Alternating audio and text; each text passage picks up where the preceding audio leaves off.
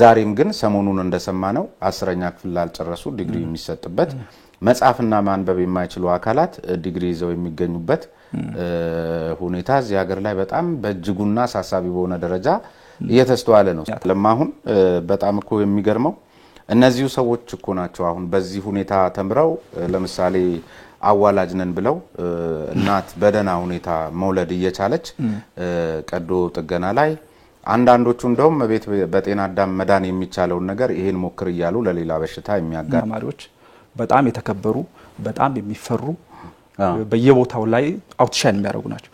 አሁን 3-4 ጊዜ ፈትነው እንኳን ያምኑን 3-4 ጊዜ ፈትነው እዚህ ስብሰባ ላይ አንድ ዘገባ ላይ ስመለከት በመነጋገር ቁጭ ብለን በመወያየት የሚል ነገር ሰው እየሞተ በውይይት ችግሮች ይፈታሉ ወይ ለእንደዚህ አይነት የተጋለጡ ተቋማትን በቃ ድፍና አርጎ በቃ ያልተማረ ወይም በባዶ መቅረት አይሻል?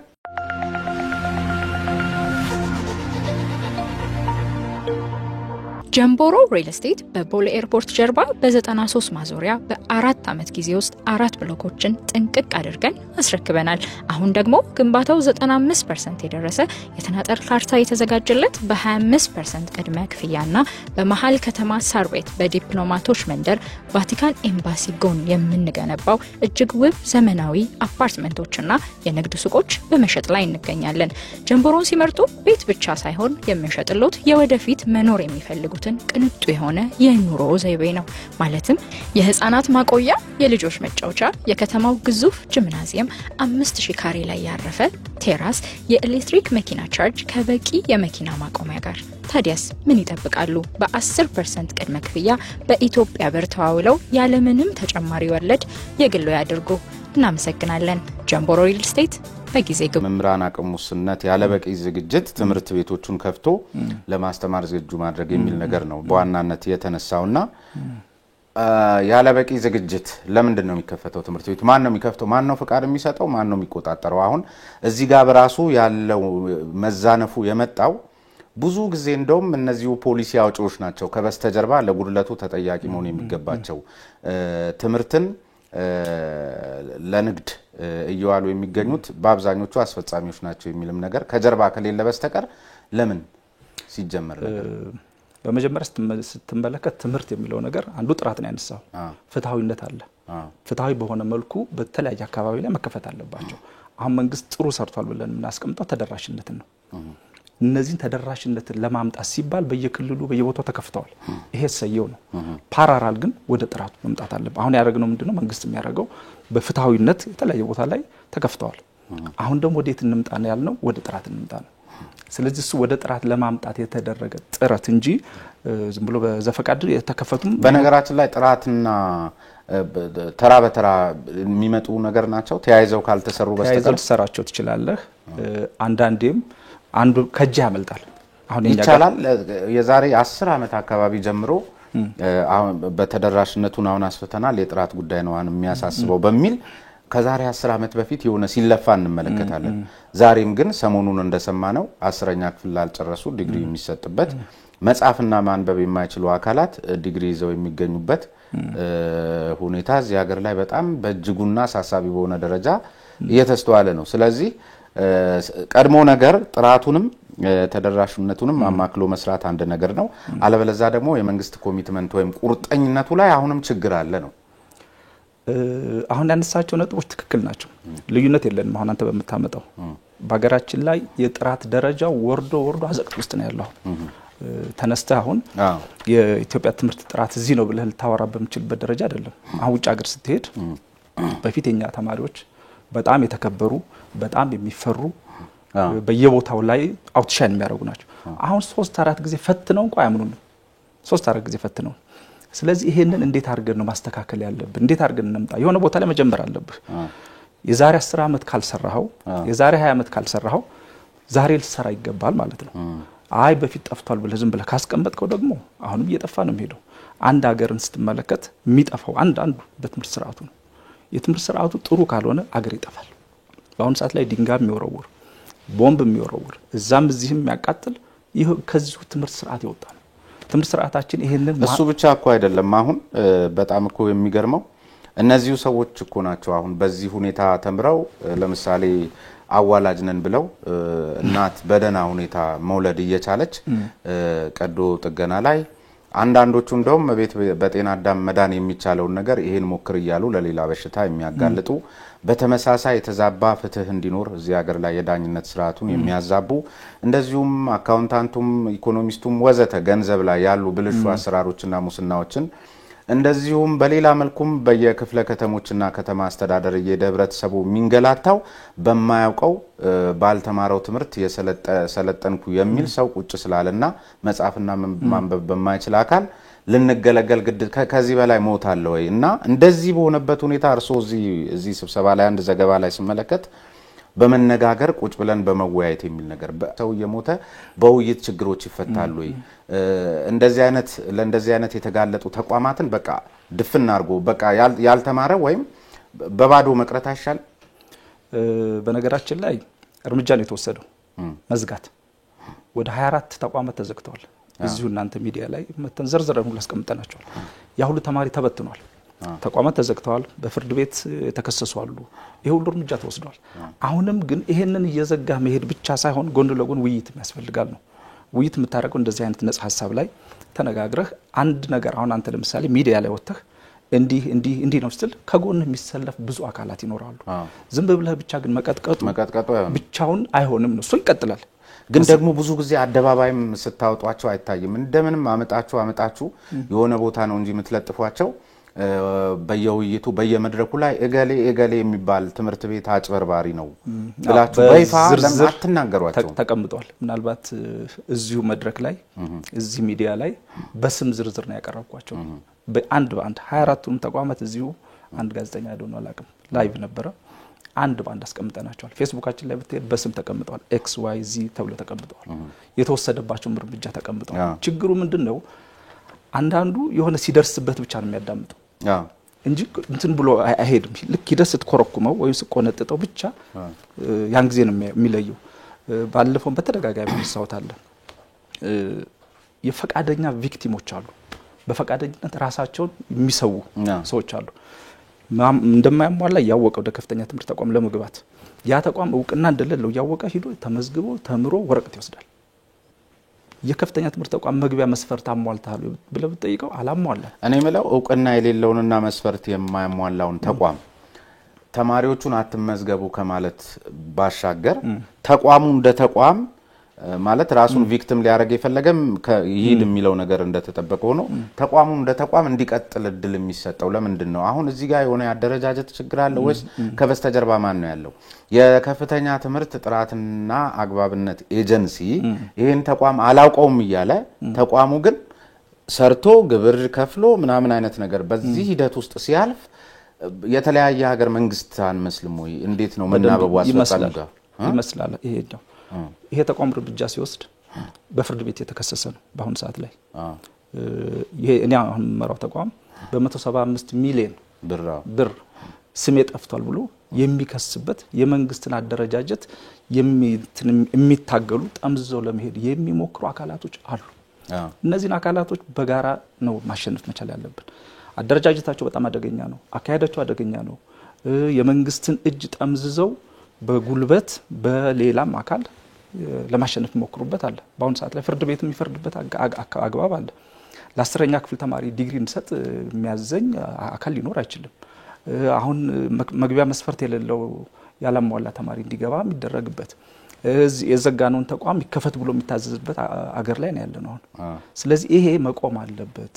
አንድ ይሄን ችግር ለመፍታት ያስችላል፣ የትምህርት ጥራቱን ለማረጋገጥ ያስችላል ተብሎ ፍኖተ ካርታ የተዘጋጀበት ሁኔታ አለና ይሄ በራሱ አንዳንድ ጊዜ እናንተን ስልጣንና ተግባር ራሱ ጥያቄ ላይ የሚከት ነገር ነው። ክልሎች ከክልሉ ስርዓተ ትምህርት ውጪ ማስተማር አይቻልም የሚል አቋም ያዙበትና ዘራፍ ያሉበትም እድል ተፈጥሯልና በሀገር አቀፍ ደረጃ እንትናችሁ እጃችሁ የት ድረስ ነው የሚረዝመው? እንዴትስ አድርጋችሁ ይሄን ማረጋገጥ የሚያስችል ሁኔታ ትፈጥራላችሁ? በነገራችን ላይ ዋን ሄድ ዋን ፕላን ነው የሚኖረው እንደ ሀገር ዝም ብለህ ስትመለከተው። ነገር ግን ክልሎች ራሳቸው ስልጣን ሊኖራቸው ይችላል። አሁን ያለንበት የከፍተኛ ትምህርት ነው። የከፍተኛ ትምህርት ደግሞ ምናልባት ማን ቲቤት ነው የሞሽን የሚባለው ሚኒስትሪ ኦፍ ሳይንስ ኤንድ ሃየር ኤጁኬሽን በዛ አምብሬላ ስር ነው ሄርካ ያለው የከፍተኛ ትምህርት አግባብነትና ጥራት ኤጀንሲ። ቲቬት ወይም ቴክኒክና ሙያው በየክልሎቹ የሚሰጥ ፈቃድ ነው። የከፍተኛ ትምህርቱ ግን የመጀመሪያ ዲግሪ፣ ሁለተኛ ዲግሪና ሶስተኛ ዲግሪ ተርሚናል ዲግሪ የምንለው ይሄንን የሚያስተዳድርና የሚመራው የሞሼ ነው። ሬጉሌት የሚያደርገው ደግሞ ሄርካ ነው፣ የከፍተኛ ትምህርት አግባብነትና ጥራት ኤጀንሲ። ይሄን በምናረግበት ጊዜ ከክልሎች ጋር መናበብ ግዴታ ነው። ክልሎች እዚህ ውስጥ ምንም እንትን የላቸው። በነገራችን ላይ የከፍተኛ ትምህርትን በተመለከተ ፈቃድ የሚሰጠው ሬጉሌት የሚያደርገው ይሄው ሚኒስትሪና ይሄው ኤጀንሲ ነው። ስለዚህ እነሱ ጋር መናበቡ ግድ ነው። ምክንያቱም ነገ ጧት የሚወጣው ወረቀት ኦተንቲኬት የሚደረገው አቻ ግምት የሚሰጠው በእኛ ነው። ማንም እዛ ሊሰጥ አይችልም። የክልል ላይ ፈቃድ የሚሰጥ የለም። ያስከው ወረቀት ይረጋገጣል። ይሄ ስለሚሆን የመናበቡ ነገር ግዴታ ነው። የመደጋገፉ ነገር ግዴታ ነው። ምክንያቱም እዚህ አሁን ተንጠልጥለን ያለ ነው አዲስ አበባ ላይ ብቻ። ወደ ክልል ስትሄድ አሁን አንዳንድ ክልሎች እኔ ቶታሊ አናቃቸውም ኮሌጆቹን ምንም ማናቃቸው ኮሌጆች አሉ። ከዛ ውስጥ ደግሞ እዛ ውስጥ ያለ አመራር ደግሞ ተመርቋል። እዛ ውስጥ መሰብሰብ ያለበት ወረቀት ብዙ ነው። ተወደደም ተጠላም ከክልሎች ጋር መናበብ ግዴታ ነው። ክልሎችም እኛም መደገፍ ግዴታ ነው። ካልሆነ ግን መልሶ ራሳችንን የሚበላ ዜጋ እያመረትን ያለ ነው። ይሄ ክብደት ቢኖረውም አሁን አደረጃጀታችን እየቀየርን ነው። ስትራክቸሩን ማለትም ሪጂናል ፕሬዘንስ እንዲኖረን እናረጋለን። እሱ መሰረት አድርገን እየሰራን ያለ ነው። ግን ችግሩ አሁን ለምሳሌ የሚበዙ ከወረዳ ጀምሮ በየአደረጃጀቱ የሚገኙ አመራሮች ወይ የዚህ እውቅና የሌለው ትምህርት ቤት ውስጥ በመማር ሰለባ ናቸው። ያቺን በገንዘብ የሚገዟትን ነገር ለመውሰድ ብቻ ሲሉ ወይም ደግሞ እውቅና የሌለው ተቋምም በመክፈት ወይም ባለድርሻ በመሆን አሉበት ባለ አክሲዮን በመሆንና በአንድም ሆነ በሌላ መልክ የዚህ ችግር ሰለባ የሆነ አመራር በበዛበት ሁኔታ ይሄንን በትግል ማሸነፍ እንግዲህ አመራር ግንባር ቀደም ተዋላይ ያሉንበት ትግል የትም ሊደርስ ስለማይችል እንዴት ይቻላል? አንድ ቦታ ላይ ኦዲት እንዲያደርጉ ልክ የነበረ ልጆችን መውጣት ሁሉ አልቻሉ። ከዛ ቦታ ላይ መውጣት አልቻሉ። 12 ተቋም አለ። 12ቱን ማናቃቸው እዛ ውስጥ ያሉ አመራሮች ገብተውበታል። ስለዚህ ልጆቹ ያንን ፈትሸው ለመውጣት እንኳን አልቻሉ። በኋላ በድርድር ነው የወጡት እስከ መታገት ማለት ነው። አንድ ሌላ ክልል ላይ ህገወጥ ነው ብለን ዘግተነው ወረቀታቸውን ዘግተን ፍርድ ቤት ወስደን ፍርድ ቤት በ100 ብር ቅጣት ነው የለቀቀው ተቋሙ። ስለዚህ ኢዚ ነው። ምክንያቱም እዛም ነገ ሊገባ ነው በሽተኛው እዛ ነው ሬጅስትራሩ ይሁን ምናምኑ በዛው አልፎ ነው የመጣው እዛው ውስጥ አለበት። ይሄንን የዚህ በዚህ ሳይክል ውስጥ የተቀመጠ ሰው ስለሆነ በዙሪያው ደግሞ የሚሰበስበው ከሱ ያነሱ ሰዎች እንጂ ከሱ የተሻሉ ሰዎችን አይሰበስብም። ምክንያቱም ቻሌንጅ ያደርጋል። ስለዚህ ሁሉ ጊዜ ወድቆ ታገኘዋለህ ተቋም ሁሉ ጊዜ የሚሰበስበው ከሱ አነሳነስ ያሉት ነው። በትክክለኛው ትራክ አንዳንዱ እኮ 3 ዲግሪ አለው ጻፍ ስትለው በስነ ስርዓት ሲቪውን እንኳን በእንግሊዘኛ አይጽፍም። ምንማረው ሚዲየም ኦፍ ኢንስትራክሽኑ እንግሊዘኛ ነው። እንግሊዘኛ ማወቅ ትልቅ ዕውቀት ነው ልል ሳይሆን የምንማረው የምንጽፈው ቴሲሱም ዲዘርቴሽኑ በእንግሊዘኛ ነው። እስቲ በእንግሊዘኛ ማመልከቻ ጻፍ ብትለው አይጽፍም። ይሄ ሰው ነው እዛ ቁጭ ብሎ የሚመራው። ከዛ ደግሞ ከሷ አነሳነስ ያለው ሰው ይመጣል። እንዴት አድርጎ ያ ቦታ ይንቀሳቀሳል? ወረዳ ሂድ፣ ክፍለ ከተማ ሂድ፣ ቀበሌ ሂድ። ይሄን ያለው በመቶ ሺዎች መሰብሰብ ያለበት ወረቀት አለ። አሁን እንዴት እንሰብስበው ነው? ወይንስ ማካካሻ መስጠት ነው ያለብን? ወይንስ መነጋገር ነው ያለብን? ኦፍ ኮርስ እንደ ተቋም ከጠየቀኝ ወንጀል የመደበቅ እንትን ወንጀል ነው የሚሆነው። ስለዚህ እሱ የለም ይቅርታ ማለት ወንጀልነቱ እኮ አይደለም በተደብቀውም በተግባር ስራ ላይ ይወጣል ማለት በቃ ያልተማረ አካል የሚመራው ሀገር አይደለም። በዛ ላይ አለመማሩ ብቻ ሳይሆን በውሸት ተምር ያለው ብሎ የመጣ አካል ውሸታም አካል እንዴት አድርጎ ሀገርና ህዝብ ይመራል? እናንተ ብትነጋገሩም ባትነጋገሩም ብትደብቁትም ባትደብቁትም መሬት ላይ በከተማ ጀምቦሮ ሪል ስቴት በቦሌ ኤርፖርት ጀርባ በ93 ማዞሪያ በ4 አመት ጊዜ ውስጥ 4 ብሎኮችን ጥንቅቅ አድርገን አስረክበናል። አሁን ደግሞ ግንባታው 95% የደረሰ የተናጠር ካርታ የተዘጋጀለት በ25% ቅድመ ክፍያና በመሃል ከተማ ሳር ቤት በዲፕሎማቶች መንደር ቫቲካን ኤምባሲ ጎን የምንገነባው እጅግ ውብ ዘመናዊ አፓርትመንቶችና የንግድ ሱቆች በመሸጥ ላይ እንገኛለን። ጀምቦሮን ሲመርጡ ቤት ብቻ ሳይሆን የሚሸጥሉት የወደፊት መኖር የሚፈልጉትን ቅንጡ የሆነ የኑሮ ዘይቤ ነው። ማለትም የህፃናት ማቆያ፣ የልጆች መጫወቻ፣ የከተማው ግዙፍ ጂምናዚየም፣ 5000 ካሬ ላይ ያረፈ ቴራስ፣ የኤሌክትሪክ መኪና ቻርጅ ከበቂ የመኪና ማቆሚያ ጋር። ታዲያስ ምን ይጠብቃሉ? በ10% ቅድመ ክፍያ በኢትዮጵያ ብር ተዋውለው ያለምንም ተጨማሪ ወለድ የግሎ ያድርጉ። እናመሰግናለን። ጀምቦሮ ሪል ስቴት በጊዜ ግቡ። አስተዳደር በገጠር ልማት በሚሞተው ሰው ብዛት በእነዚህ ኃይሎች እየታከመ ፍትህ በሚዛባበት በሁሉ ነገር ይረጋገጣልና ተስፋ አለን አሁን ማለት ያለው ነገር አንዱ ምንድነው በነገራችን ላይ ስትራቴጂካሊ ይሄ ተቋም እንዲቀበር ተደርጓል። ሬጉሌት እንዲያደርግ ጥራትን አግባብነትን እንዲከታተል መንግስት በአዋጅ ትልቅ ስልጣን ሰጥቶታል። ምንም የጎደለበት ነገር የለም። በአዋጅ የተሰጠው ስልጣን በደንብ ማሽከርከር ይችላል። በምን እንደሆነ አላቅም ግን ስትራቴጂካሊ ይሄ ተቋም እንዳይታይ ቪዚብል እንዳይሆን ሰው እንዳይደግፈው እንኳን እንዳያግዘው አንድ ማረጋገጫ እንደውም ምን በቃ የለም ለማለት በሚያስል ሁኔታ አንድ እንትን በቀደማይቼ ነበርና አንድ በተለይ ከዚህ ከህክምና ዘርፍ ጋር በተያያዘ የዚህ ነርሲንግ የወሊድ አገልግሎት የመሳሰሉትን የሚማሩ ተማሪዎች የማታ ትምህርት አይቻልም የተግባር ስልጠና ስለሆነ በአዋጅ የተከለከለ ነውና አንድ ተቋም 4 አመት ሙሉ የማታ አስተምሯቸው ወደ ከ3000 በላይ ሆኑ ተማሪዎች ተመርቀው እናንተ ጋር የውቅና ጉዳይ ሲመጡ ነው ያወቃችሁት 4 አመት ሲማሩ እንኳን አላወቃችሁምና ከዚህ በላይ እንድትሞቱ የተደረገበት ያስራር ስርዓት አለ ብሎ መናገር አይቻልም። ሁለተኛ ነገር ህገወጥ ሆኖ በማታ የተማሩ በእንደዚህ አይነት ዘርፍ የተማሩ ተማሪዎችን ትምህርት ሚኒስቴር ደግሞ ውቅና ሰጥቷቸዋል ማሻሻያ ይደረግላቸዋል ይላል። በእነዚህ ኃይሎች አሁን እናቶቻችን ሊወልዱ በሚሄዱበት ጊዜ እነዚህ ናቸው የሚያዋልዱት እነዚህ ናቸው የሚያክሙት ይሄን ሞክር ይያሉ እንደገና የሚያስደነግጥ መረጃ እየሰጡ አብዛኛው በርግጥ እሱነት ነው ውጭ ሀገር ሄደ ታከም የሚባለው የማያውቀው ሰው ነው በቃ ሄድ ውጭ ሀገር ይያለ ማሽኖቹን እንኳን ማንበብ የማይችል ነርስ የሞላበት ሀገር ሆኗልና በቃ ተቀብራቸዋል እኮ መፍረስ የለባችሁም ወይ ነው። ይሄንን 4 አመት ሙሉ የማታ ህክምናን የሚያስተምር ተቋም እዚህ ከተማ ላይ እንዳለ የማያውቅ የጥራትና አግባብነት ኤጀንሲ ነው ወይ? በመጀመሪያ ደረጃ አንተም አሁን ለመጠየቅ እድል ያገኘው ስለተንቀሳቀሰ ነው። ተቋሙ ስለተንቀሳቀሰ ተቋሙ እርምጃ መውሰድ ሲጀምር ማስተካከል ሲሞክር ሚዲያውም አቴንሽን እያገኘ መጣ ህብረተሰቡም አቴንሽን እያገኘ መጣ። ነገር ግን የግል ከፍተኛ ትምህርት ተቋማትን ስንመለከት ወደ 23 አመት ሆኗቸዋል። የመንግስቱን ስንመለከት ረጅም ጊዜ ነው 70 ምናምን አመት የቆየ ነው።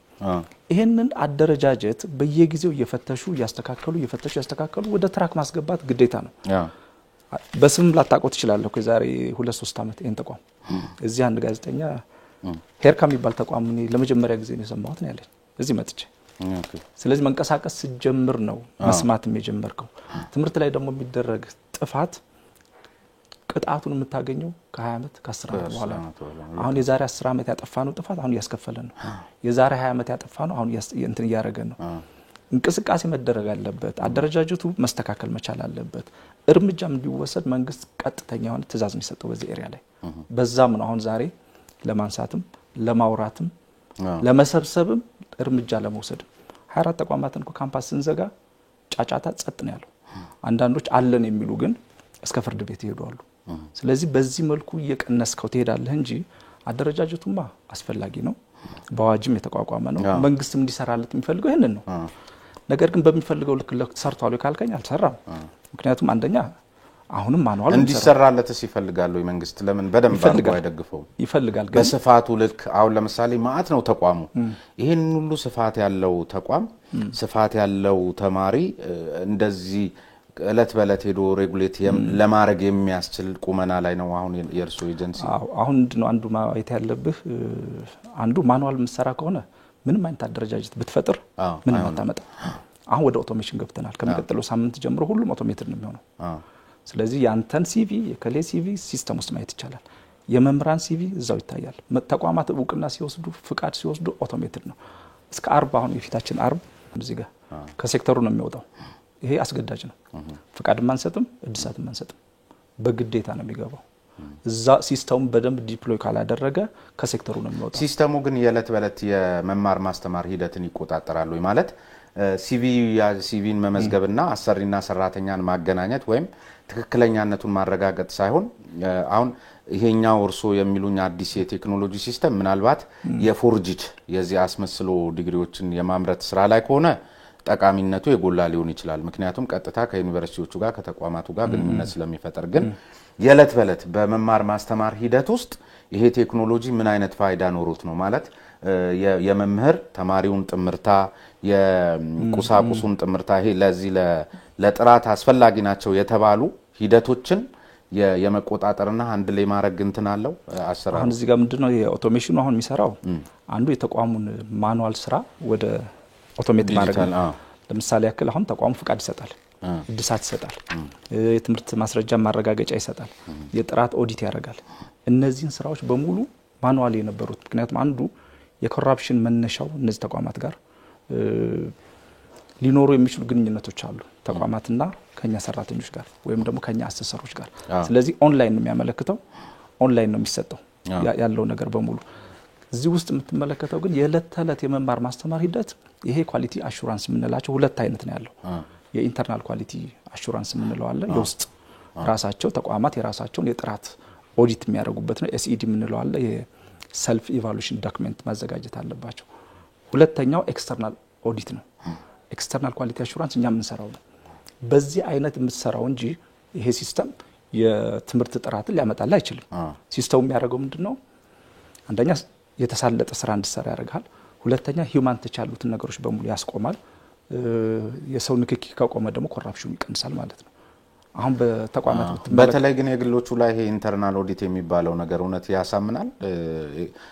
ኤክስተርናል ኦዲት ካልሆነ በስተቀር ኢንተርናል ኦዲት ምንድነው እንዴት አርገው ሞልተው ምሎት የሆነ የፈለጋቸውን ዲግሪ በፈለጋቸው መንገድ አንዳንዶቹ የተወሰኑ ምግባር ያላቸው እንዳሉ እንደተጠበቀ ሆኖ እንደሱ አይነት ነገር ሊያጋጥም ይችላል። ግን አሁን በመንለው ደረጃ መጻፍና ማንበብ የማይችል አካል ባለ ዲግሪ የሆነበት ሀገር ላይ እውነት ኢንተርናል ኦዲት የሚለው ነገር ጥራቱን ማረጋገጥ የሚያስችል ነው?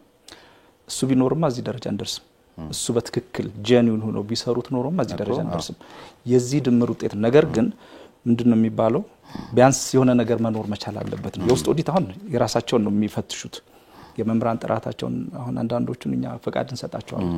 ፍቃድ ስንሰጥ ይሄን ያክል ፕሮፌሰር አምጣ፣ ይሄን ያክል ፒኤችዲ ያለው ምናምን እንላለን። እሱን ካሳዩን በኋላ ከአመት በኋላ ብትሄድ ያ መምህር የለም፣ አሰናብተውታል። ከዛ ሌላ ሰው ሲያስተምር ነው የምታገኘው። ምክንያቱም ፍቃድ የምንሰጠው ለ3 አመት ነው የመጀመሪያ ጊዜ ሲሆን እድሳት ሲሰጥ ለ5 አመት ይቆያል። በጣም ብዙ ወንጀሎች ተፈጽመዋል። ፍቃድ ለምሳሌ አንደኛው እንደውም የተያዘው አንድ የሆነ ክልል ላይ ነው። አሳየ ኮምፒውተሮቹን፣ እቃዎቹን፣ ወንበር ካሳየ በኋላ የኛ ባለሙያዎች ከፈተሹ በኋላ ወጥተው ወደ ሌላ ካምፓስ ሲሄዱ በአይሱዙ እንደገና ጭኖ እዛኛው ካምፓስ ለመደርደር ነው ሲሞክር የምታገኘው። ይሄ የምትመለከተው ወንበር የሚከራዩ አሉ እኛን ለማሳየት ብቻ። አሁን ይሄና ካል ነው ራስን ተቆጣጥረ ራስን ኦዲት አርገህ አሳውቀኝ ሊባል ኤክስተርናል አለ ሁለት ስለሆነ ነው። ኤክስተርናሉ ላይ ነው ሆኖ ኤክስተርናሉ ሞር ፐብሊሽ ሁሉ ይደረጋል። እሱ ነው ጥሩ ነው። ኢንተርናሉ ግን ለራሳቸው ሲሉ እንዲሰሩ እንደ ግብአት እንወስደዋለን። ነገር ግን አምናቸው ሰየው እጃቸውን ስመ የምትወስደው ኦዲት አይደለም። ራሳቸው ግን ያን መፈተሽ አለባቸው በየጊዜው። አሁን አንዳንድ ተቋማት አሉ አሁን ወደ ተሻለ ደረጃ ራሳቸውን ለማምጣት ካምፓስ ከመክፈት እዛም እዚህም እየከፈቱ በየኩሽናው ከመሯሯጥ ወደ ጥራት። ምክንያቱም እኔ ዛሬ ተሿሚ ነኝ፣ ነገ ላልኖር እችላለሁ። እነሱ ግን እንደዛ አይደሉም። ጡረታ መውጣት አይችሉም። የራሳቸው ቢዝነስ ነው፣ ከልጅ ልጆቻቸው የሚሄድ ነው። ነገ ጧትም እዛው የራሳቸው ቤተሰብ የራሳቸውን ዘመድ ነው ማበላሸት የያዙት። እድር መሄድ አይችሉም፣ ሰርግ መሄድ አይችሉም። ነገ ጧት ወረቀት አይሰራም ከተባለ ከሌ የሚባል ነው ያስተማረው እየተባለ ይላል። ጡረታ የሚባል የላቸውም ለነሱ። ስለዚህ ይሄንን የሞትና የሽረት አድርገው መስራት ግዴታቸው ነው። ካልሆነ ግን መጣላት የያዙት ከራሳቸው ህዝብ ጋር ነው። መጨፍጨፍ የያዙት የራሳቸውን ህዝብ ነው፣ የራሳቸውን ወገን ነው።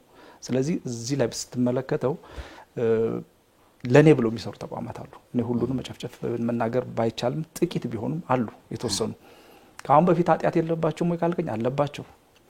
ምናልባት ችግር የሌለባቸው ተቋም ተናገር ካልከኝ አዲስ የሚከፈቱት ካሉ ምክንያቱም እነሱ ምንም ስራ ስላልሰሩ የሰሩት በአንድም ይሁን በሁለት በሌላ መልኩ ችግር አለ።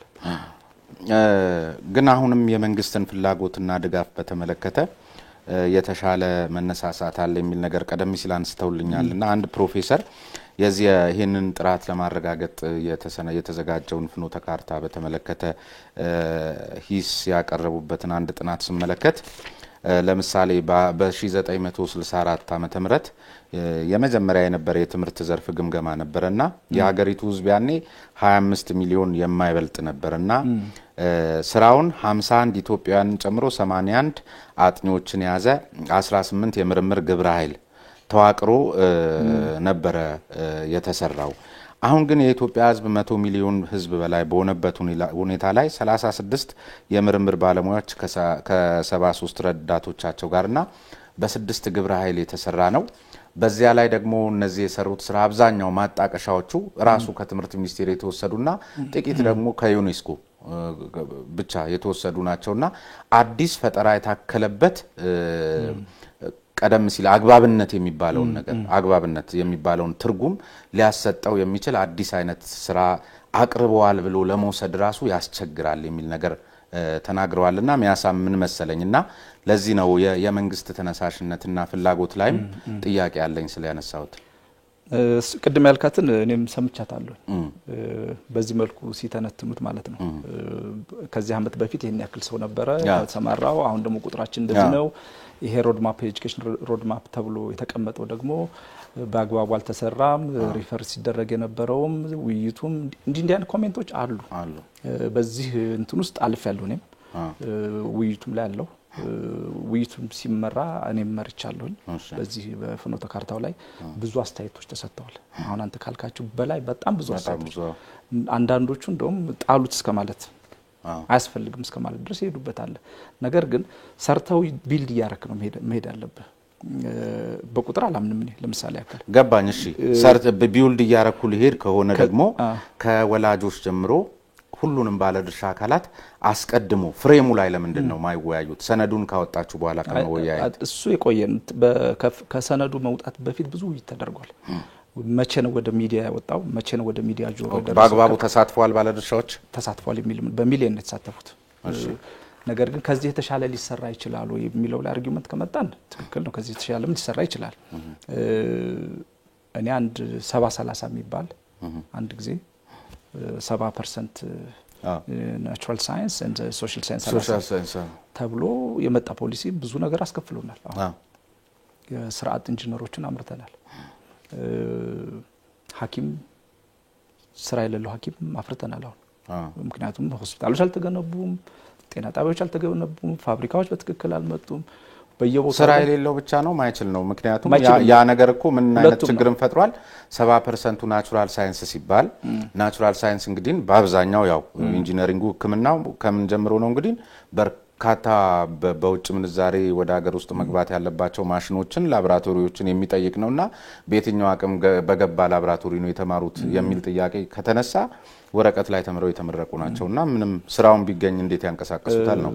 እዚህ ጋር አሁን ምንም የሚያከራክር ነጥብ ላይ ያለነው ምክንያቱም ውጭ ሀገር ይሄን ያፈርነን ያለነው ምሩቃኖቻችን ላይ እያመኑን አይደለም፣ ፈትነውን እንኳን እያመኑን አይደለም። በተቃራኒው ደግሞ አውትሻይን የሚያደርጉ ልጆች አሉ። ቁጥራቸው ትንሽ ነው ግን ቁጥራቸው ትንሽ መሆኑ ኢንተርናሽናል ኮንትራክት ፈርመው የሚሄዱ ማለት ብዙ አሉ ነው። ግን ያመረትነውና አሁን ፕሮዳክቲቭ ነው ብለህ የምታስቀምጠው አይገናኝም። አሁን ፕሮዳክቲቭ ናቸው ብለህ ይፈሯቸዋል። የኛ ምሩቆች አሁን ማሽን ላይ ለማስቀመጥ ወጁን ቆርጥና ሌላ ችግር ውስጥ ገባሉ በሚል ህክምናም ላይ ተመልከታቸው። ግን እኛ አውትሻይን የሚያደርጉ ጥቂትም ቢሆኑ በጣም አውትስታንድ ያደረጉ ተማሪዎቻችን ባለቤታቸው ነኝ ለማለትም መንግስትን አያስደፍርም። የራሳቸው ባለቤት ናቸው በራሳቸው ጥረት እና በተፈጥሮ 3 ተማሪዎች አሉ። ብራይት ለርነር የምንላቸው ፈጣን ልጆች አሉ፣ መካከለኛ ላይ አሉ፣ ከዛ ደግሞ ስሎ ለርነርስ አሉ። ሁሉም ግን መማር ይችላሉ፣ ሁሉም ግን መቀየር ይችላሉ በትምህርት። ልዩነቱ ምንድነው? ብራይት ለርነር ውስጥ ታስተምር ምን አይነት ሜቶዶሎጂ ነው ተጠቀመው? ምክንያቱም አንዴ ነግረው ሁለተኛ ሲደግምለት ሊያዛጋ ይችላል፣ አይፈልግም። ስሎ ለርነር ደግሞ ሆኖ ደግሞ ደጋግመህ በተለያየ ልደግፈው ትችላለህ። በራሳቸው የወጡ ብዙ አሉ። የትምህርት ስርዓታችንም በተወሰነ መልኩ መስተካከል ያለባቸው ጉዳዮች አሉ። ፍኖተ ካርታው ያስቀመጠው እሱን ነው። ስለዚህ ለኛ የትምህርት ጥራት ምንም ከዚህ በኋላ መደራደር የሌለብን፣ በአንድ ተቋም ላይ መንጠልጠል የሌለበት፣ የተለያዩ የመንግስት አካላት ሚዲያውንም ጨምሮ መደገፍና መጣር መቻል አለበት። መልሶ ራሱ እየከፈለው ነው። እዚህ እናንተ ቤት ስንት ሰው አለ በጣም ጎበዝ የምትለው የሚወጣው ከዚህ ሴክተር ነው። ፍርድ ቤት ሂድ፣ ዳኛው ሂድ፣ ክፍለ ከተማ ሂድ፣ ከየት ነው የሚወጣው? ከዚሁ ነው የሚወጣው። መልሶ የሚያስለቅስ እሱ ነው። የማይችል ሰው፣ አቅም የሌለው ሰው አቅሙን የሚያሳይህ በመጮህ ወይ በጉልበት ነው።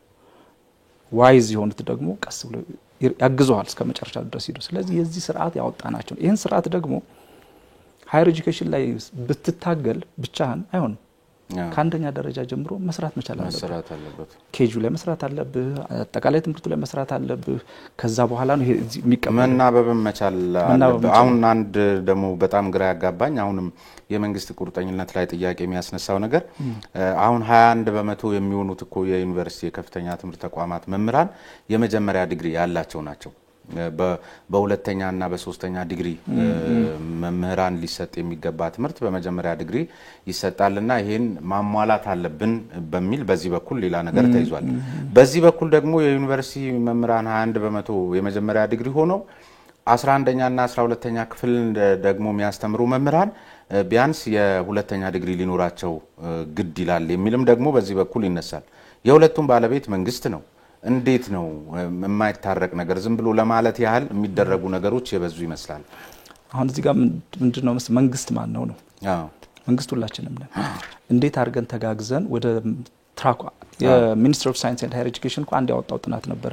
ሸራተን ላይ ቀርቦ ምናልባት አይተው ከሆነ አላውቅም። የተመረቁበትን ትምህርት እንደገና ተፈትነው ለማስተማር ማለፍ የቻሉት 0.5 የራሳቸውን ፊልድ ኦፍ ስፔሻላይዜሽን ድጋሚ ተፈተኑ። የሚያስተምሩትን ትምህርት ፊዚክስ ከሆነ የተመረቀው ፊዚክስን የተፈተነው ማለፍ አልቻሉ። የዚህ ሊያልፉ የቻሉት እርግጠኛ አይደለም። ስታቲስቲክሱ 0.5 or something ይሄ በሚኒስትሪ ኦፍ ሳይንስ ኤንድ ሃየር ኤጁኬሽን የቀረበ ነው ሸራተን ላይ ባለፈው። ስለዚህ እነዚህ ናቸው ወጥተው ሊያስተምርህ የሚሞክረው። በዛ ላይ ደግሞ ወረቀቱ ታች ወረደ። ራሱም ደግሞ ወረቀት ጽፎ ማያቅ ጻፍ ብሎ የሚያስገድድህ በየዩኒቨርሲቲው በር ላይ ፔፐር የሚሸጥ ኮንሰልታንት ነን ብለው የመመረቂያ ጽሁፍ እንጽፋለን የሚሉ ይሰጣል። የመመረቂያ ጽሁፍ በአዲስ አበባ ዩኒቨርሲቲ በር ላይ ተለጥፎታ ያለ። ስለዚህ ይሄ ምንድነው ብለስ መንግስት ማን ነው የሚለው ልክ ነው። የት ነው የምንሄደው? ይሄም ነገር የመመረቂያ ጽሁፍ እንጽፋለን የሚል ሱቅ ዩኒቨርሲቲ አጥር ላይ ተለጥፎ አሁን ደንብ ማስከበሩ ከማይገባው ጋዛ ከሚታገል ምን ማለት ነው የሚል ጥያቄ ማንሳት መቻል አለበት። ብርቱካንና እንትን እነሱን ከሚደፉ እዛ ላይ ያችን ስልካቸው አለ፣ አድራሻቸው አለ፣ ይታወቃል። ስለዚህ ይሄንን መስራት መቻል አለበት ትምህርት ሚኒስቴር ወይም ደግሞ ሚኒስትሪ ኦፍ ሳይንስ ኤንድ ሃየር ኤጁኬሽን አይደል ቅድም ያስቀመጥከው የከተማ ከንቲባ ኮንክ ታሲዮር ሲቲን ፕሮቴክት ማድረግ አለበት። ሊቀመንበር ኮንክ የከተማው የካቢኔ አባላት መኪና እየነዱ በሱ ጋር ሲያልፉ ዩኒቨርሲቲ ላይ ፔፐር እየሰራ የሚያስመርቀው ማን ነው ብሎ ያው ዳሩ እንግዲህ ደግሞ ቀደም ሲል ነው እንግዲህ ሁሉም ባይሆን እነሱም በዚህ መንገድ ያለፉ አካላት ይሄን ሊያስተውሉ የሚችሉበት እድል ደግሞ አይኖርም። አንተ ክፍለ ከተማ ላይ ቤት ተከራይቶ ዲግሪ ሲሸጥ ቤት ተከራይቶ ባልተፈቀደለት ሲያስተምር እዛ እንትን ሌላ ቦታ እስከምትሮጥ ፈቃድ የታለ? እስከመቼ ነው የተሰጠህ? እድሳት አለ ወይ? በምን ፕሮግራም ነው ለመጠየቅ የለብህም እኮ። ይሄንን ማስተዋልና ማገናዘብ የሚችሉ መሪዎች ናቸው ወይ ያሉንስ ነው ጥያቄው እኮ። እነሱስ በዚህ ደረጃ ካለፉ ይሄንን ማድረግ መቻል አለባቸው ነው። የማይፈልጉ አካላት እንዳሉ አውቃለሁ። እነዛን አካላት መታገል ይጠይቃል። አሁን አንዱ አራተኛው መንግስት የሚባለው ሚዲያ ነው። በዚህ መደረስ ይቻላል። ምክንያቱም አንዳንድ ቦታ ላይ እኮ ትንሽ ርቀት ይዘው እንሄዱና መካሪም ይሆኑ አሉ። አንዳንዶቹ ምክር ይመክሯል። ቢቀርባችሁ ብትተውት አትወጡት it doesn't work። ይሄ መሆን የለበትም። ምክር ምንድነው ማስፈራራት በምክር የሚመጡ ሰዎች አሉ። ይሄ መሆን የለበትም። ስለዚህ አንድ የቀበሌ ሊቀመንበር ነው ካለ እዛ ቀበሌ ውስጥ ምን እንደሚሰራ ማወቅ አለበት። ፍቃድ አለ የለህም? ምን እንደምትሰራው ምን እንደምታስተምረው። እኛ ፍቃድ ስንሰጥ በፕሮግራም የተወሰነ ነው።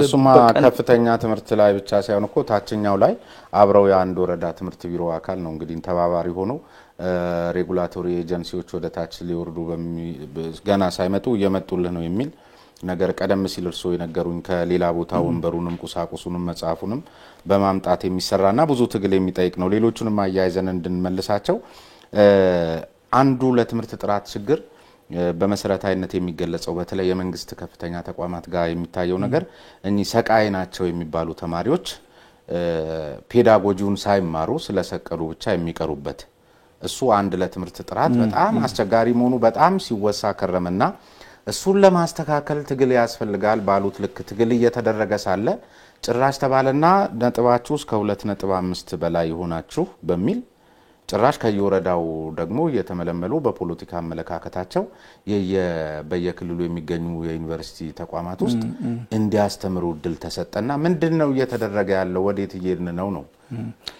አንዱ አሁን ትግሉ ብዙ አቅጣጫ ነው መያዝ ያለበት። አሁን ይሄ ሴክተር የሁሉም ሴክተር እናት ነው።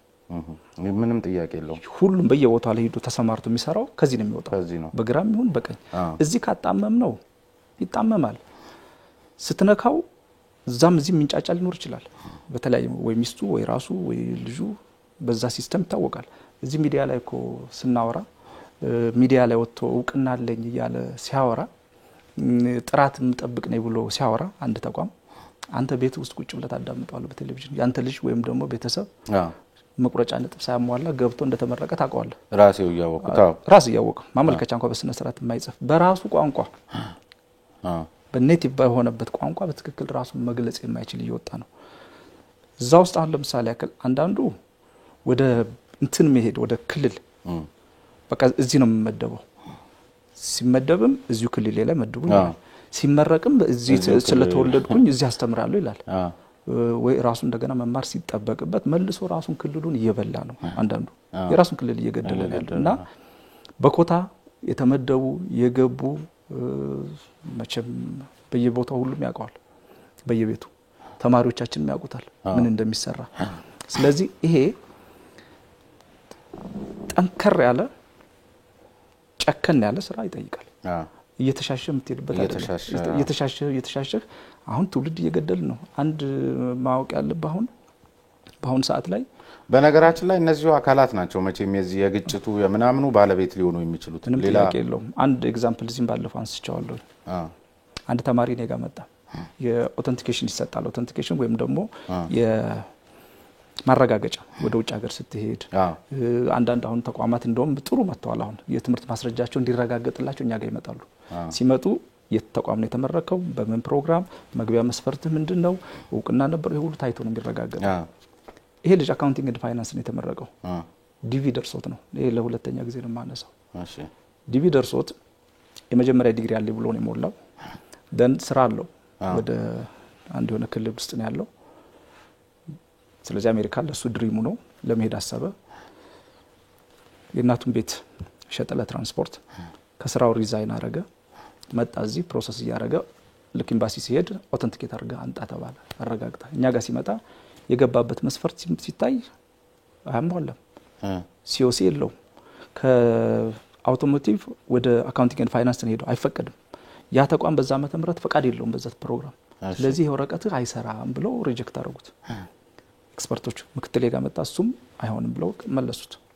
ደን የቢሮ ነው የመጣው። ያለቅሳል። ራሴን አጠፋለሁ ነው የሚለው።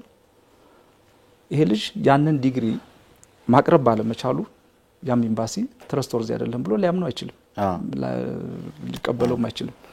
ይሄ ልጅ በአንድ ቀን ብዙ ነገሮችን ነጠቅ ነው። ዲግሪው አይሰራም ማለት ነው። ስራውን አሳጣ ነው። ሪዛይን አድርጓል። የእናቱን ቤት ሽጧል ትራንስፖርት ብሎ ድሪም ያደረገውም ወደ አሜሪካ ሄዳለ ያለው አልተሳካም። አረጋግጬ ነው ያስወጣሁት። ይሄ ልጅ ድንጋይ ቀርቶ ቦምብ ቢወረውር ትፈርድበታለህ? ያን ሌባ የሆነ ተቋም ብቻ ተጠያቂ ማድረግም ልክ አይመስለኝም። ማለት ያማ ሌብነት ውስጥ ገብቷል አንደኛው። ነገር ግን እኛ ወላጆች መቼም የመረጃ ስርዓት ይኖራል። እንደው ቅርበት ያለው የመረጃ ስርዓት ቢኖር በእናንተ በኩል ጥሩ ነበር። ነገር ግን ሰው እስከፈለገ ድረስ በእርግጠኝነት ይሄ ተቋምን ታቁታላችሁ ወይ በዚህ የትምህርት ዘርፍ አግባብነት አለው ወይ ብሎ የናንተን ስልክ አፈላልጎ ቢጠይቅ ወይም ደግሞ ወደፊት እናንተ ይሄን አይነት አሰራር መዘርጋት ያለባችሁ መሆኑ የሁሉም ችግር ውጤት ይመስለኛል።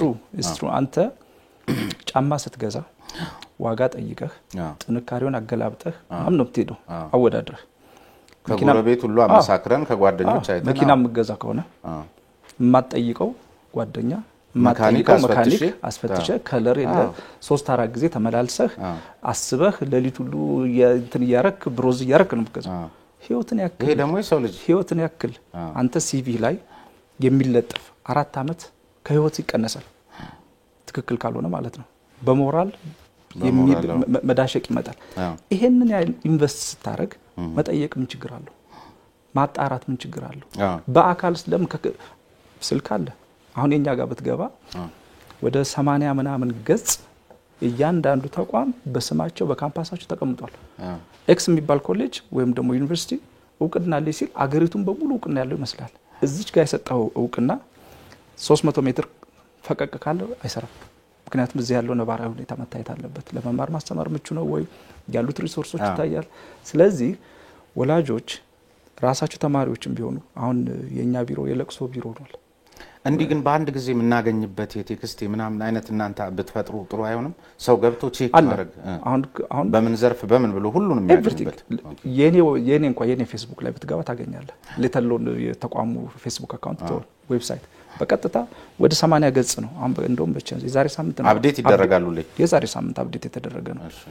የ278 ተቋማት 278 ተቋም ማለት አንዳንዶቹ ወደ 50 ምናምን ካምፓስ አላቸው።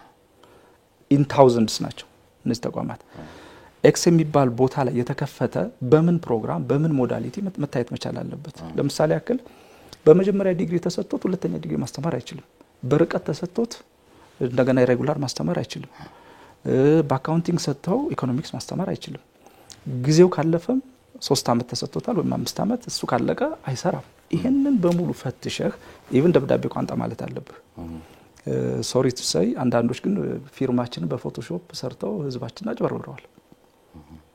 የኔን ምክትሌን ፊርማ በፎቶሾፕ ሰርተው ለህዝቡ ይሄው እውቅና ላይ ብሎ መዝግበው ገንዘብ ሰብስበው ፍርድ ቤት ተኪዶ ፍርድ ቤት ደግሞ እስካሁን ሁለተኛ አመቱ ምንም ነገር አልተደረገም።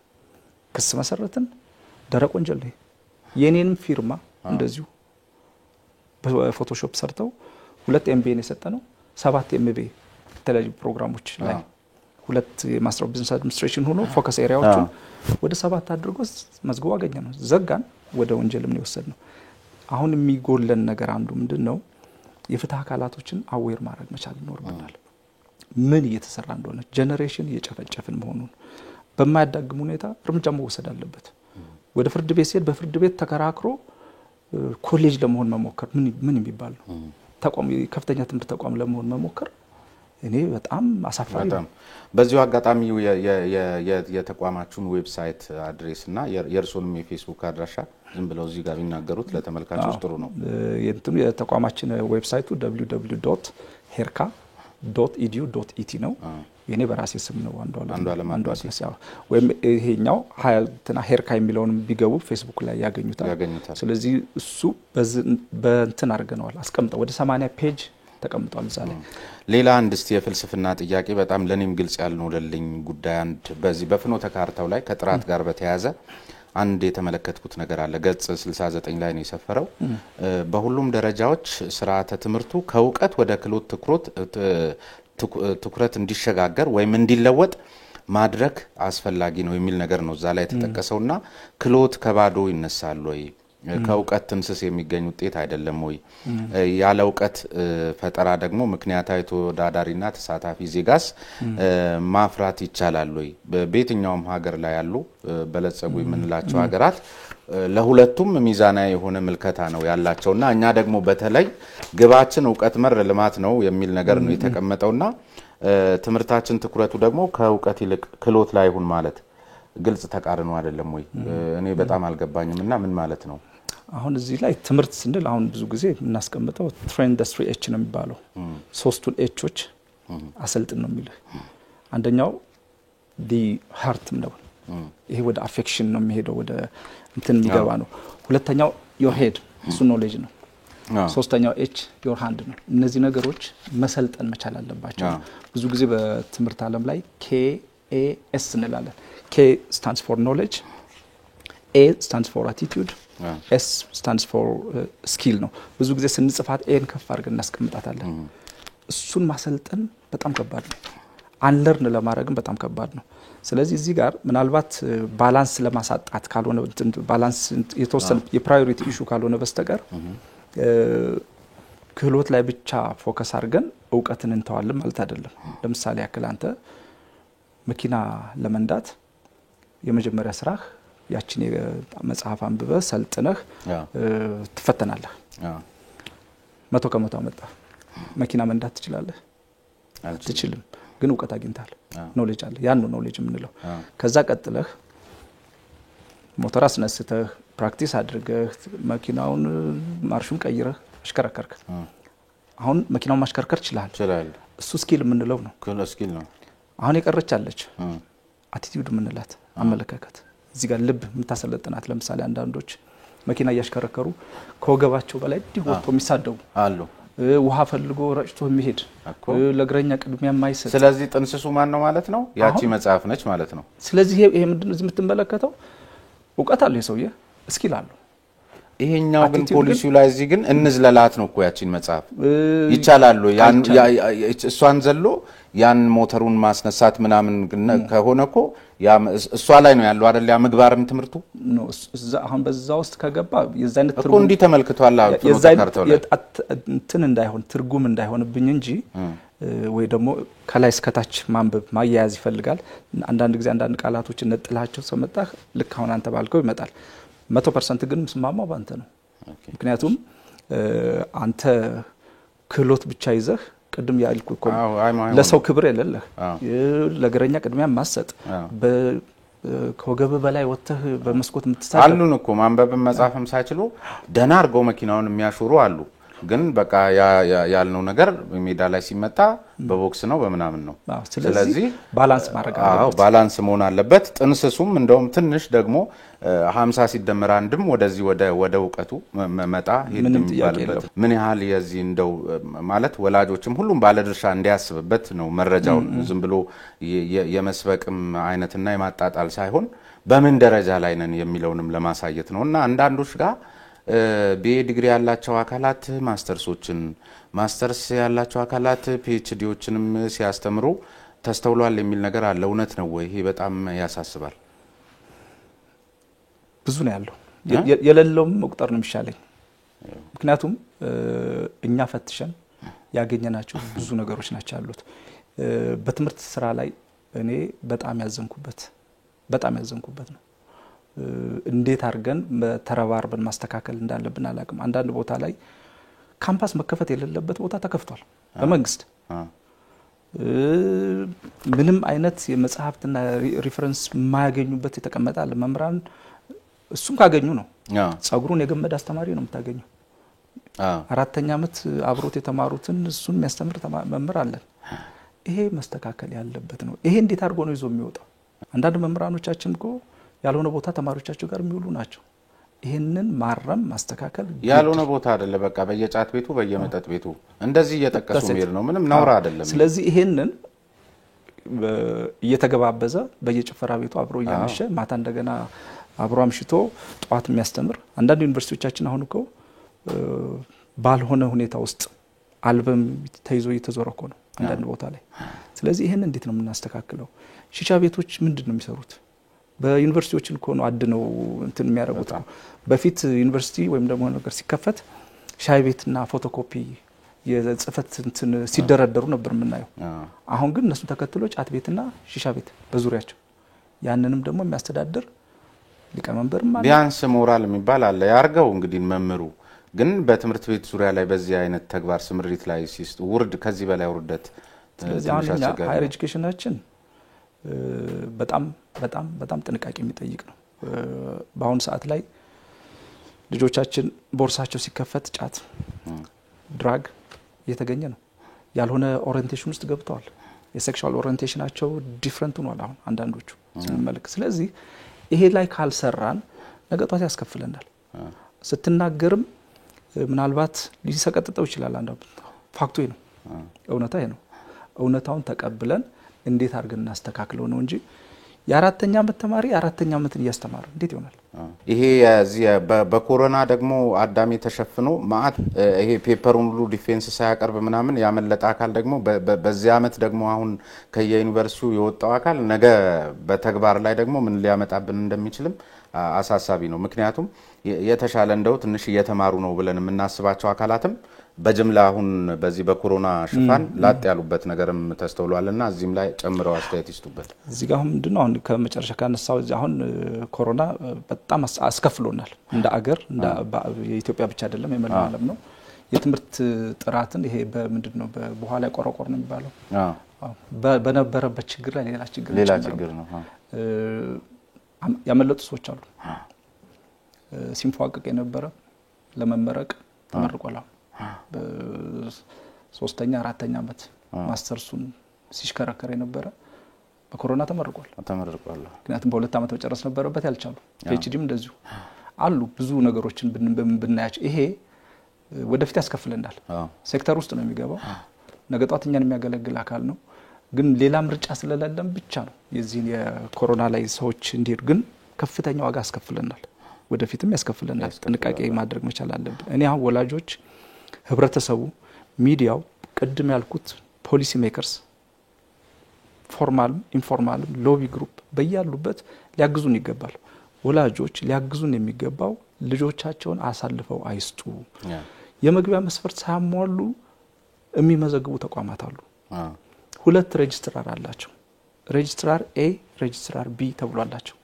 ሬጅስትራር ኤ መግቢያ መስፈርት ያሟላ ፍቃድ የተሰጠው ፕሮግራም እኛ ስንመጣ ስንፈትሽ የሚያሳየን ሬጅስትራር ቢ ወደፊት ታሟላለ ተብሎ ተመዝግቦ መቁረጫ ነጥቡን ያሟላው አንዳንዱ ሲመረቅ ነው አንዳንዱ ደግሞ ከተመረቀ በኋላ ነው መቁረጫ ነጥቡን አሟልቶ እሱ ደግሞ ዛ ሬጅስትራር ቢ ተብሎ ይቀመጣል ለማንም አይሳዩ ስለዚህ የመቁረጫ ነጥብ ሳታሟሉ አትግቡ አትመዝገቡ ግዚያችሁ ነው የሚባክነው የጊዜ ጉዳይ ካልሆነ በስተቀር አሁን ወደ ብሎክቼን ይመጣል ዞሮ የዛ የባለ ዲቪው ጉዳይ ገጥማቸዋል አንድ ቀን ምንም ጥያቄ የለውም ይሄ ክስረት ነው ደግሞ እንደ አገር ስትመለከተው የሚያሳዝን አንድ ተማሪ ያገኘ ነው በአንድ ኮሌጅ ውስጥ 2 ዲግሪ ይዟል በተመሳሳይ አመት በ2 ዲግሪ ተመርቋል እንደዚህ ያገኘንበት አለ ሳምፕል ይወሰድ የሌብነት መጨረሻው ይሄ ያክል እንትን የዘቀጥ ነው እዚህ ድረስ ነው ይሄንን ደግሞ ገንዘብ የሚሰበስብ ባለሀብት ተብያለ እዛ የተቋም ባለሀብት እንዴት ነው ማትበሉትን ገንዘብ አሰብስቡ ተው ነው ምንለው አሁን የተቋም ባለቤቶችን ምክንያቱም ይመጡ ነገም ይዘርፋቸውን ትውልድ ነው ያፈሩ ያሉት አልገባቸውም እንጂ አሁን ሲስተሙ ኦን በሚደረግበት ጊዜ ምናልባት አንዳንድ ተቋም በ30 በ40 ሺህ ተማሪ ይከሰሳሉ ስለዚህ ያን ጊዜ እስር ቤቱም ፍርድ ቤቱም አይበቃንም ስለዚህ ካሁን ውጥ ወላጆችም ተቋማትም መጠንቀቅ መቻል አለባቸው ተቋማት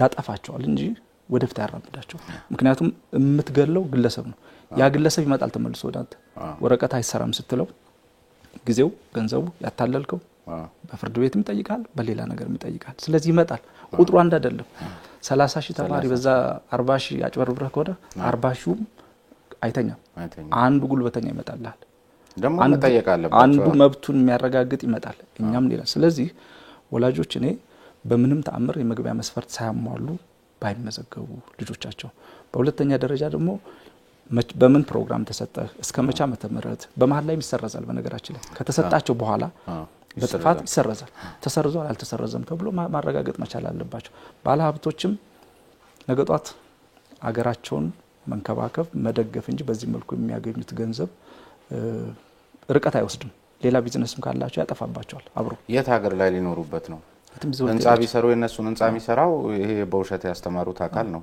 የሚደረመስ ህንጻ ነው የሚሰራላቸው ስለዚህ ነገም የራሳቸው ችግር ነው የሆነ እንግዲህ ለመረጃ ያህል ወላጆችንም ለማስጠንቀቅ መንግስትንም ለማንቃት ምን ያህል ሀገሪቷ በዚህ እንግዲህ ትውልድ ይፈራበታል በሚባል የትምህርት ደረጃ ላይ ምን ያህል ወደ ታች ያሽቆለቆልን መሆኑን እንዲታወቅና ባለድርሻ አካላት ሁሉ በተቻለ መጠን ርብርብ እንዲያደርግበትና ይብቃን የሚልበት እድል ለመፍጠር ያደረግነው ውይይት ነው እንጂ በእኛ መለፈፍ ወይም በእኛ መረጃ ብቻ እንደነዚህ አይነት ጭልጥ ብለው ሌብነት ውስጥ የገቡ አካላት ቶሎ ይመለሳሉ ብሎ ማሰብ ከባድ ነው ግን እኛም እንደ ድርሻችን በተደጋጋሚ እነዚህን ሰዎች በማጋለጥ በመውቀስ በመጫን ጫና በመፍጠር ሌሎች ሚዲያዎች በተመሳሳይ ሀገሪቷን እንግዲህ ከሞት ማዳን ውስጥ ልንገባ ይገባል የሚል መልእክት ነው ያለኝ ዶክተር አንዱዓለም አድማሴ እዚህ ድረስ ተገኝተው ወቅቱም ነው በዚህ በትምህርት ስርዓቱ ላይ ያለውን በተለይ ከከፍተኛ ትምህርት ተቋማት ጋር የተያዙ መረጃዎችን ነጥቦችን በዚህ መልኩ ስላካፈሉና በተለይ ወላጆች